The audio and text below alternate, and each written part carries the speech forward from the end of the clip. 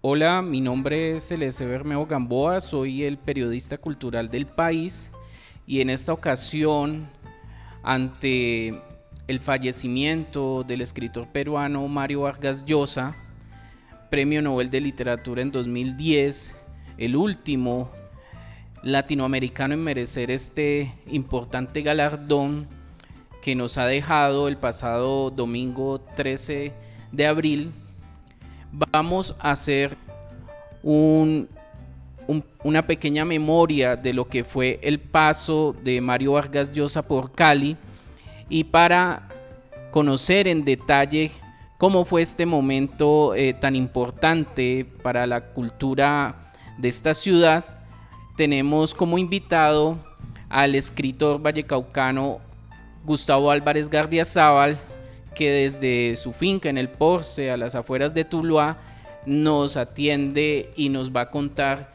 cómo fue traer a Mario Vargas Llosa a Cali en 1974. Bienvenido, maestro Gardiazabal.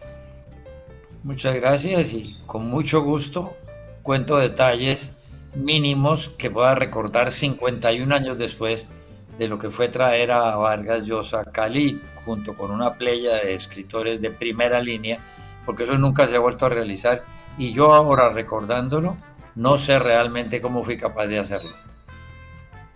Bueno, maestro, ¿y en el marco de qué evento fue que usted se puso en contacto con Vargas Llosa y logró convencerlo de venir a Cali? Yo logré la sede para la Universidad del Valle del cuarto Congreso de Narrativa Hispanoamericana que se había desarrollado habitualmente en universidades norteamericanas. Recuerdo que yo asistí a Adelphi University en Long Island y allá solicité la sede, llevé los papeles que hay que llevar para una sede de esas y nos la concedieron. La industria de licores del Valle, con Bernardo Ortiz, que era su gerente, dio un decidido apoyo a ese acto. Y la Universidad del Valle encargó como punto de apoyo a el Leonor Ortiz Casas y a su asistente, que era Mario Fernando Prado, para que nos ayudaran a montar todo este aparataje. Fue algo extraordinario, y el hecho de que hubiese venido Vargas Llosa era un mentiz a un grupo de mamertos que parece que patrocinaba a García Márquez. No sabíamos que existían ya las diferencias entre un autor y el otro, y que habían publicado una carta diciendo que el Congreso era patrocinado por la CIA. Recuerda que en aquel momento lo que no era patrocinado por Cuba, entonces decían que era de la CIA. Pues yo creo que mi bolsillo no, que también tuve que introducirlo al manejo de los costos del evento, pues no había recibido ningún emolumento diferente al patrocinio de la industria de licores del Valle y de la Universidad del Valle.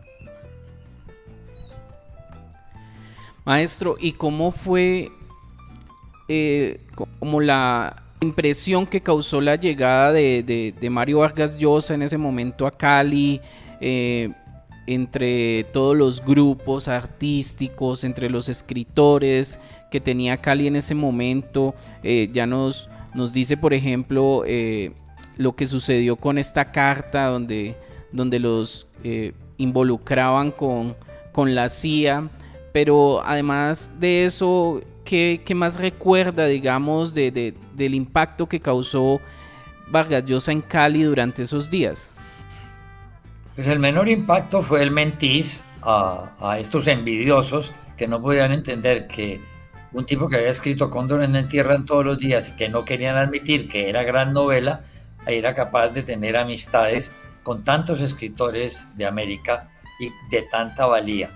Segundo, el hecho de que fuera Vargas Llosa, pues los dejaba sin argumento alguno, porque Vargas Llosa había sido o era un militante claro y conciso de la izquierda y había apoyado la Casa de las Américas de La Habana. Y todo ello pues le daba una importancia a un Cali que no había recibido escritores de tanta valía, y mucho menos un Vargas Llosa que estaba de moda por aquel momento. Estamos hablando de 1974 y como tal, pues date una idea de lo que eso significaba para un Cali que vibraba alrededor de la cultura, que tenía en el Museo La Tertulia un diapasón sin duda alguna increíble y muy valioso, y una Universidad del Valle que quería abrirse campo universalmente, mostrando la calidad de sus profesores y de sus egresados. ¿Cuántos días estuvo el escritor aquí en la ciudad? ¿Y usted qué recuerda de pronto de ese acompañamiento que usted le brindó? Eh, También si para ese momento él había leído, por ejemplo, Cóndores no entierran todos los días. Si nos puede contar un poco de pronto cómo fue esa interacción con Vargas Llosa. No, yo no recuerdo. Yo después vine a hablar con él y con ese histrionismo característico de su manera de entender el teatro, nos reíamos en Cartagena sobre los episodios que lo rodearon y cómo lo habían llevado una de las personas que yo encargué a, al cine, porque el tipo le encantaba ir al cine, y fuera de eso recordaba que había ido un pelado, me decía, desde el Hotel Intercontinental hasta la Tertulia para acompañarlo caminando por la orilla del río. A raíz de las muertes de Vargas Llosa, ese pelado que es ahora un jubilado, a quien yo le había solicitado, que era entonces estudiante de la Universidad Nacional de Agronomía en Palmira, pues yo conseguí amigos de distintas índoles para que me ayudaran a manejar tantos escritores. Bueno, y, y digamos, usted también ha hablado un poco acerca de que en ese momento usted conoció también la faceta de enamorado de Vargas Llosa, que en ese momento estaba viviendo, ¿no? Porque como sabemos, pues su vida amorosa también ha sido bastante llamativa y creo que usted también se pudo enterar de primera mano de cómo era el Vargas Llosa enamorado. Bueno, pues él llegó aquí recién desempacado de Europa, de donde se había venido en buque, y me contó que él se había enamorado de una pasajera. Él estaba viviendo obviamente con Patricia, su parienta, y, pero que él quería llamarla. En el Hotel Inter no tenían derecho los huéspedes a hacer llamadas telefónicas, entonces yo le ofrecí mi apartamento en la Galería Alameda, calle Novena, 23C48, lo recuerdo bien, encima de las bodegas de Gerson, Valencia, y él se fue a llamarla 2 o 3 veces en los 3 días que estuvo. Eh, Después en Cartagena yo le pregunté que qué había pasado con ella, y me dijo que, pues, aunque sonara novela, había sido descubierto que ella era media hermana de él porque era hija de su padre durante ese largo periodo de su infancia que no los estuvo acompañando. Eso indica la tendencia de Vargas Llosa a esos niveles. Maestro, y bueno, y usted también ha comentado un poco de que en algún momento de esa estadía de Vargas Llosa en Cali, él se le perdió por unas horas. Cómo fue eso? Pues en ese momento la parte burguesa patrocinaba la revista Vivencias, unas señoras muy intensas, y obviamente querían atender a Vargas Llosa. Ellas creían que yo tenía derechos de propiedad sobre su vida privada y trataron de sonsacarlo, y yo simplemente a la persona que le había solicitado que lo acompañara esa tarde, pues le dije, mira, si se va con ellas, hasta ahí llega tu trabajo. Me anotas a qué horas se la llevan para saber si vuelve y no me pierde. Bueno, maestro, y para finalizar, quería preguntarle si usted recibió opiniones de él sobre su obra. Realmente a mí eso no me ha preocupado. Mis obras se han defendido solas. A mí me interesaba mucho más que él supiera lo que yo admiraba su obra, cómo la había estudiado, cómo la enseñaba en la universidad durante mi mítica época como profesor. Y pues en ese momento no había considerado que él cometió 3 errores muy graves en su vida, de los cuales de todos parece que se pudo devolver. El primero lo iba a cometer unos años después. Recuerde que él le pega un puño a García Márquez por celos con su mujer. Segundo, que él resuelve presentarse candidato a la presidencia del Perú para tratar de derrotar a Fujimori. Y tercero, que ya cuando cumple 80 años, resuelve ir a vivir a la casa de la señora Isabel Presley, que ya había pasado por varios maridos, y él en esta dignidad va allá como arrimado. Errores que puede cometer un ser humano, pero que son totalmente perdonables y explicables en un genio como Vargas Llosa, de lo más grandecito que hemos tenido, y además tan generoso, porque es algo que lo caracterizó hasta el final de sus días, la generosidad para enseñar lo que sabía, para entender, hacer entender lo que los demás no alcanzábamos.